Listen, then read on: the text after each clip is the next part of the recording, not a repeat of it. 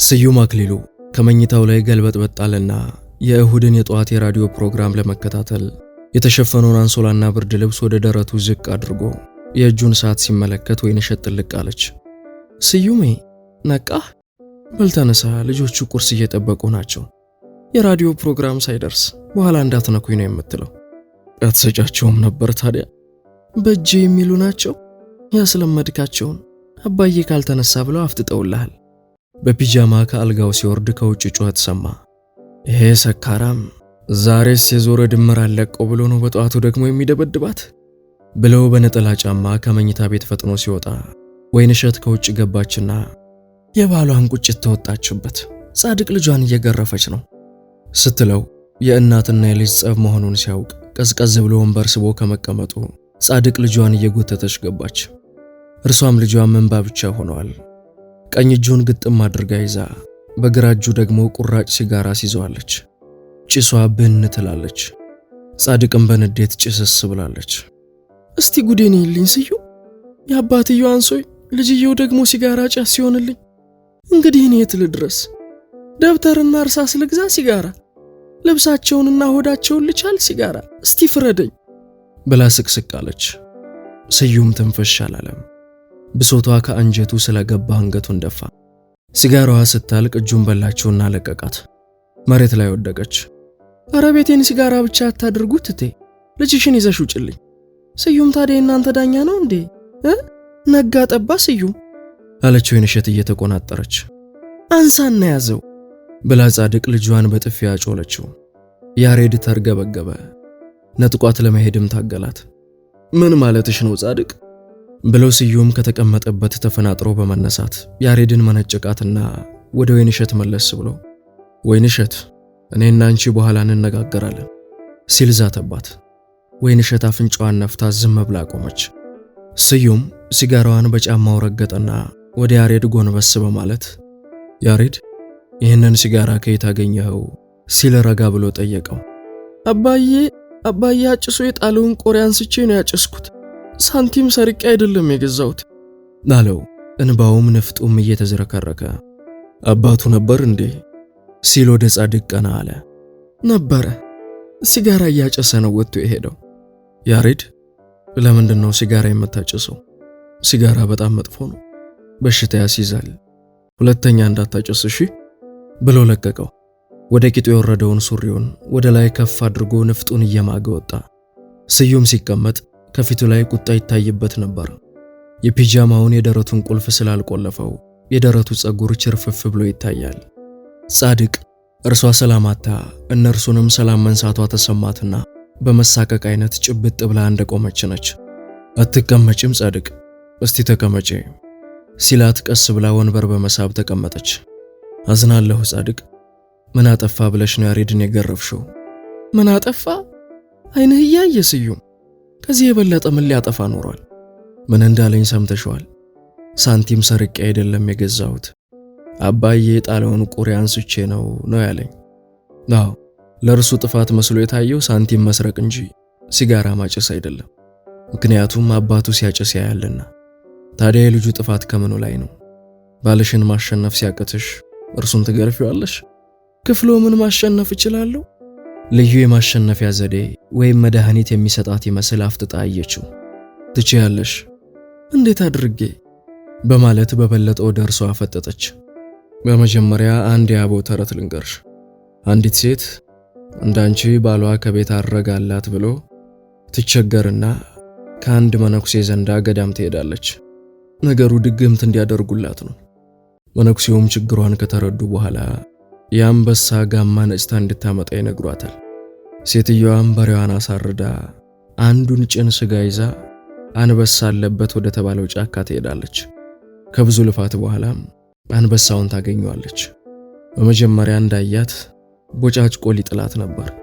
ስጋ ቆርጣ በመጣል ቁጣውን አስታገሰችው። ቀና ሲል ስትጥልለት ዋለችና ተመለሰች። በማግስቱ ስጋዋን ይዛ ሄደች። እንዳለፈው ቀን በቁጣ ላያት። እንዲያውም ስጋ እንድትጥልለት በጉጉት አያት። ጣለችለት። በላ። ቀረበችው። ዝም አላት። በመጨረሻም ተለማመዱና በልቶ ሲጠግብ ካጠገቧ ጋደም እንዳለ እንቅልፍ ወሰደው። ይህን ጊዜ ጋማውን ነጨችው። በደስታም እየፈነደቀች ወደ መነኩሴው ሄደች። እንዴት አድርጋም እንደነጨችው ተረከችላቸው። የኔ ልጅ ምንም የማደርግልሽ ነገር የለኝም። የዚህ አይነት ዕውቀትም ሆነ ችሎታ የለኝም። ዕውቀቱም ሆነ ችሎታ ያለው ካንቺው ነው። እስከዛሬ የተቸገርሽው ዘዴው ስለጠፋሽ ነው። አሁን ዘዴውን አግኝተሽዋል። አንበሳን ያህል ኃያል አውሬ ያለመድሽ እንዴት ባልሽን ማልመድ ያቅትሻል? በዚህ ዘዴሽ ተጠቅመሽ ከባልሽ ጋር ስምምነት ፍጠሪ ማሏት ይባላል። እርሷን በመከሯት ተጠቅማ ከባሏ ጋር ሰላም ፈጠረች። ጻድቅ ያንቺም ሁኔታ ከጠቀስኩልሽ ሁኔታ የተለየ አይደለም። ያንቺ ማልቀስና መነጫነጭ ለመስከሩም ሆነ ሲጋራ ለማጨሱ አስተዋጽኦ አድርጎለታል። የእርሱንም ችግር ተረጅለት። ተጨማሪ ብስጭት አትሁኝም። በረጋ ሁኔታ አነጋግሪው፣ ሊመለስ ይችላል። አለበለዚያ ያንቺ ማልቀስና መነጫነጭ አይዳኘውም። እንባሽን የእልህሽ ማብረጃ አታድርጊው። በመሰረቱ የእርሱ መጠጥ መውደድና ከዚህ ጋር ተያይዞ ሰካራም መሆን እርሱም እንደነገረኝና እኔም እንደተረዳሁለት መንስኤው ብስጭት ነው። አንቺም ራስሽ ቀደም ሲል ጨዋ ሰው እንደነበር ነግረሽኛል። በእርግጥም ክፍሎም ጨዋ ሰው ነው። ሰራተኛ ነው። ጥሩ ጭንቅላት አለው። የእርሱ ድክመት ሁሉም እንደርሱ ሰራተኛ፣ ለአገር ሐሳቢ፣ እውነተኛ እንዲሆንለት ይፈልጋል። ይሄ እምነቱና አስተሳሰቡ አልሳካለት ሲል ነው ከብስጭት ላይ የወደቀውና ከመጠጥ ጋር ጓደኝነት የመሰረተው። ሁሉም ሰራተኛ፣ ሁሉም ለሀገሩ ሐሳቢ፣ ሁሉም እውነተኛ ቢሆንም አኖሮ መልካም ነበር። በስራው ለማደግ፣ በስራው ለመታወቅ ለሚጥር ሰው በአንጻሩ ሲነቀፍና ሲጠላ ብስጭት ይነሳው። ይሄ ድርጊት ነው እንግዲህ የሚያቃጥለው። ስለዚህ ከውጭ ከፍቶት ሲመጣ ከውስጥም አትቀበዩ፣ አብርጂው። ባልና ሚስት ማለት እኮ በስም ሁለት ነገር ግን በቃል ኪዳን የተሳሰሩ አንድ ሕይወት ማለት ናቸው። ሊተዛዘኑ፣ ሊተሳሰቡ ይገባቸዋል። ከሁሉም በላይ ደግሞ ትዕግስት ያስፈልጋቸዋል። በእርግጥ ትዕግስት ሲበዛ ይጎመዝዝ ይሆናል። ቢሆንም ግን ለባልና ሚስት ቢበዛም ውጤቱ ስለሚያምር መታገሱ አይከፋም። እስቲ በተቻለሽ ሁሉ ጥረት አድርጊ በማለት መከራት። በል እስቲ አለችውና የመከራት ምክር የከበዳት ይመስል አንገቷን ደፍታ ወጥታ ሄደች። አንቺ ይህችን ሴትዮ እንዳትናገሪያት አላልኩሽም ነበር ሲል አይኖቹን ሚስቱ ላይ አፈጠጠባት። ወይንሸት እንዳመረረ ስታውቅ ጭጭ አለች።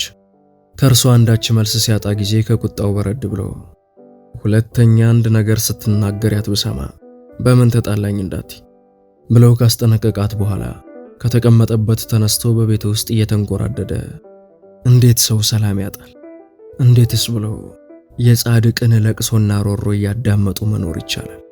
እርሱ ሰዎችን ከንቱ ይላል፣ የእርሱን ከንቱነት ሲነግሩት ግን አይሰማም። ምን ይሻላል አለ ከመጠን በላይ ተቆጥቶ።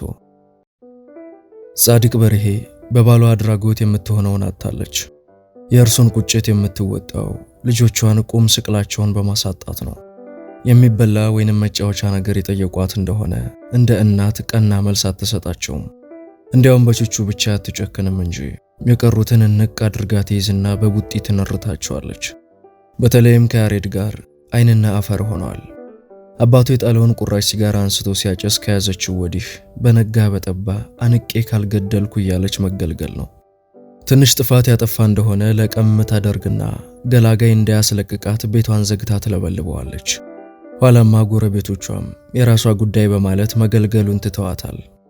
አልፎ አልፎ ወይንሸት ብቻ ይልቅስ ልጅሽን አትግደይ፣ ቀተሽ ሞተሻል፣ አህያውን ፈርተው ዳውላውን አሉ በማለት ታሽሟጥጣታለች። ክፍሎም በረከት በበኩሉ እየጠጣ በመስከር ሰዓት ላፊ የደሃ መግባት ይዟል። ጻድቅ ታራለች፣ ትተክናለች እንጂ አትናገረውም። ከተናገረችው ልማታ ማለቱ ስለማይቀር እንዲህ ከሆነ ደግሞ ጎረቤት ሊሰማቸው ነው። ከሁሉም የተሳቀቀችው የሴቶቹን ሽሙጥና ተራ አሉባልታ ነው። ትዳራቸው መስቅልቅል ወጥቶ ሊዳፈን ዛሬ ነገ እያለ በመንገዳገድ ላይ ነው። ይሄ ሁሉ ሲሆን ክፍሎም ደንታ የለውም። ይጠጣል፣ ይሰክራል፣ ሌሊት ወጥቶ ሌሊት ይገባል።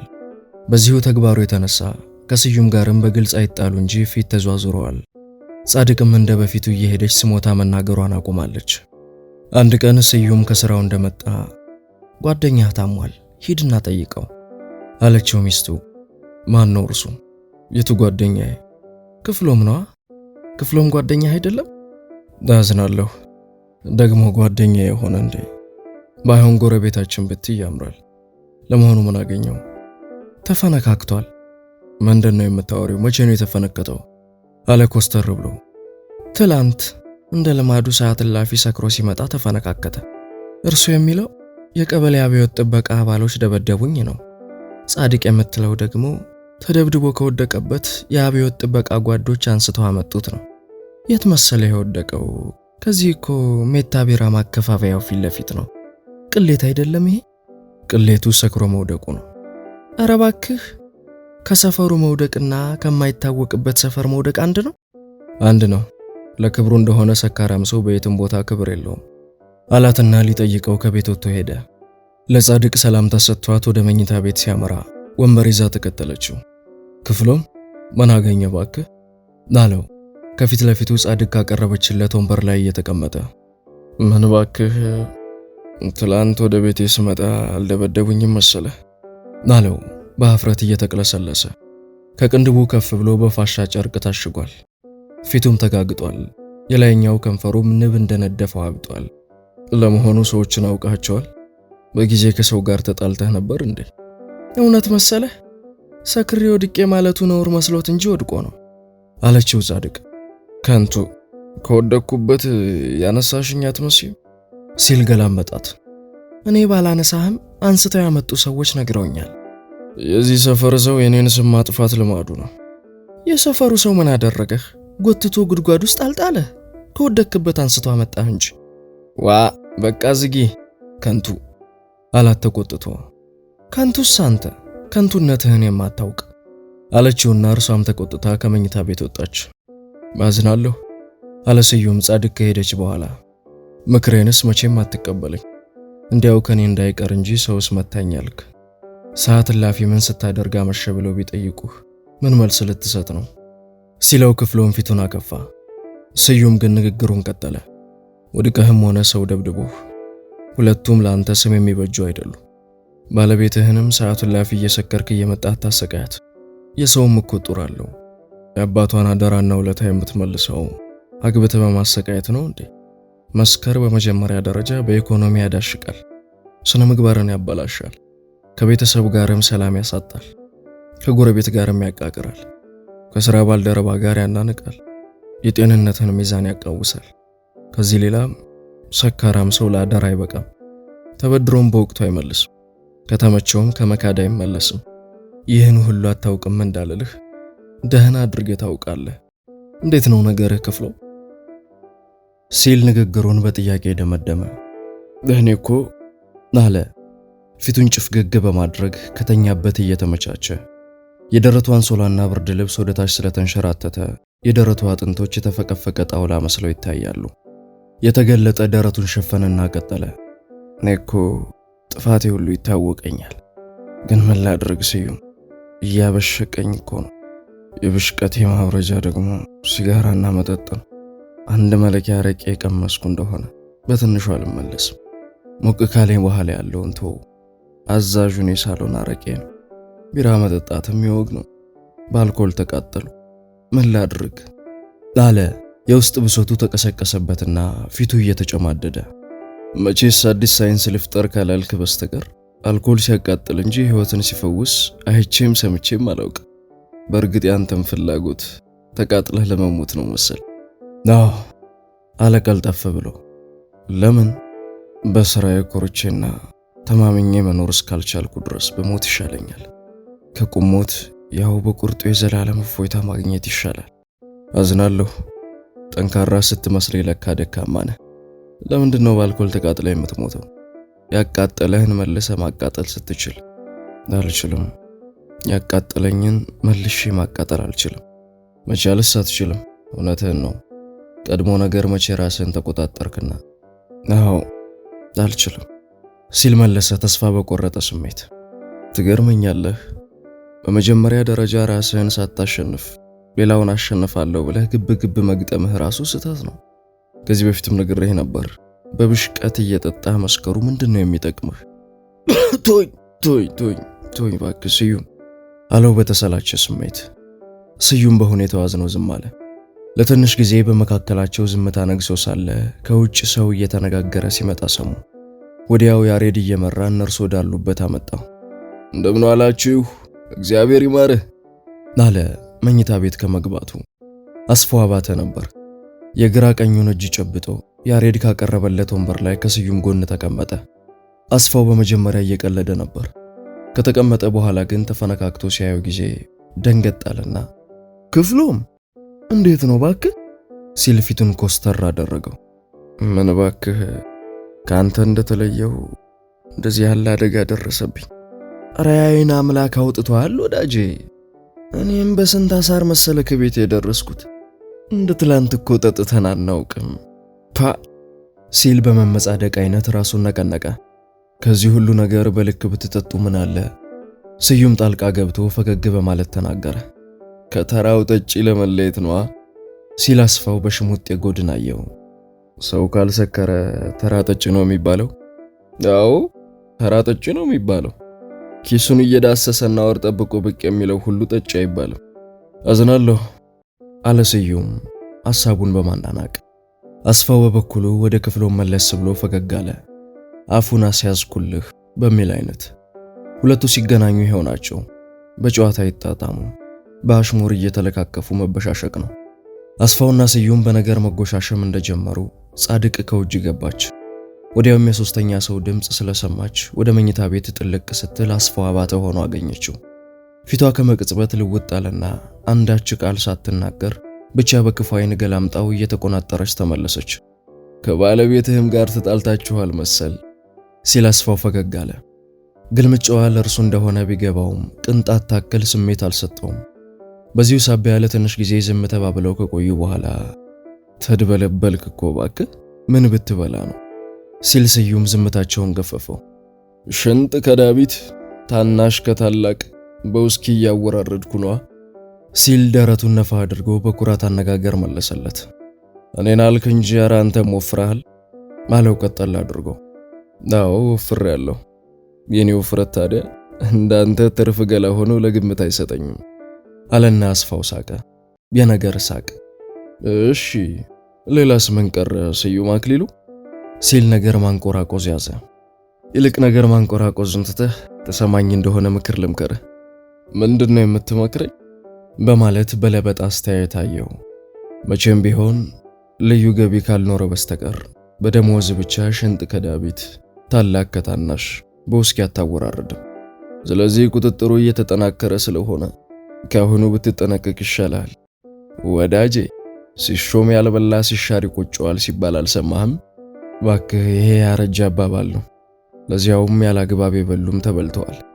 ይልቅ በምክሬ ብትጠቀምበት ጥሩ ነው። አለበለዚያ አንድ ቀን የካዝና መስጦች ሲለቃቀሙ አብረህ እንዳትለቃቀም። ይሄ እንግዲህ አንተ የቁጥጥር ኮሚቴው ሊቀመንበር ስትሆን ይሆናል። እስከዚያው ዘርፋለሁ ነው። ባልወጣኝም ወዳጄ አመቻቸውልህ መሰለኝ። በመጀመሪያ ደረጃ ዘረፋ የሚለውን ቃል እንዴት እንደደፈርከው አልገባኝም። ከዚህ ላይ እውነትህን ነው። ከድፍረትም ድፍረት አይን ያወጣ ድፍረት ነው። ጎድሎበት እንጂ ሰርቆ ወይም ዘርፎ ሲባል አልሰማው። ሰርቆም ሌብነትን፣ ዘርፎም ውንብድናን ስለሚያመለክቱ ክብር መንካታቸው አይቀርም። ጎድሎበት ግን በመጠኑም ቢሆን ክብርን ይጠብቃል። በመሰረቱ ግን ገንዘብ ካላጎደሉት አይጎድልም፣ ካላጠፉት አይጠፋም። ገንዘብ እግር የለውም፣ አይሮጥም፣ ክንፍ የለውም፣ ብር አይልም። በእጄ ካሉት ግን የኋላ ኋላ ያጠፋል እንጂ ለጊዜው ተፈቃሪ ነው። ስለዚህ ብትጠነቀቅ አይከፋም። እባክህ ወዳጄ፣ ወሬኛ ብዙ ሊያወራ ይችላል፣ በወሬ ደግሞ የሞተ ሰው የለም።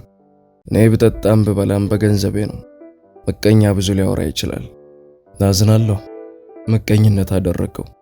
የብዙሃኑ ሕዝብ አይን የማያየው የብዙሃኑ ሕዝብ ጆሮ የማይሰማው ነገር የለም እና ምክሬን እንደ ምቀኝነት ባትወስደው ጥሩ ነው።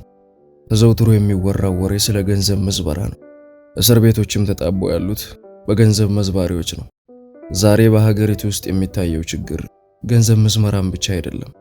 የሥራ ዝርክርክነት፣ በስልጣን ያላግባብ መባለግ፣ በመንግስት ንብረቶች ላይ ጥንቃቄ አለማድረግ፣ የህዝብ ንብረቶችን እንደራስ ንብረት አለመንከባከብ፣ በዚህ ላይ ዋልጌነት፣ ምን አገባኝ ባይነት፣ በአፍ ብቻ መሸንገል፣ ጉቦና ሽሙጥ የመሳሰሉት ተግባሮች ባያሌው እየተንሰራፉ ናቸው። እነዚህን ደግሞ በወቅቱ ለመቅጨት የእያንዳንዱ ዜጋ ተሳትፎ ይጠይቃል።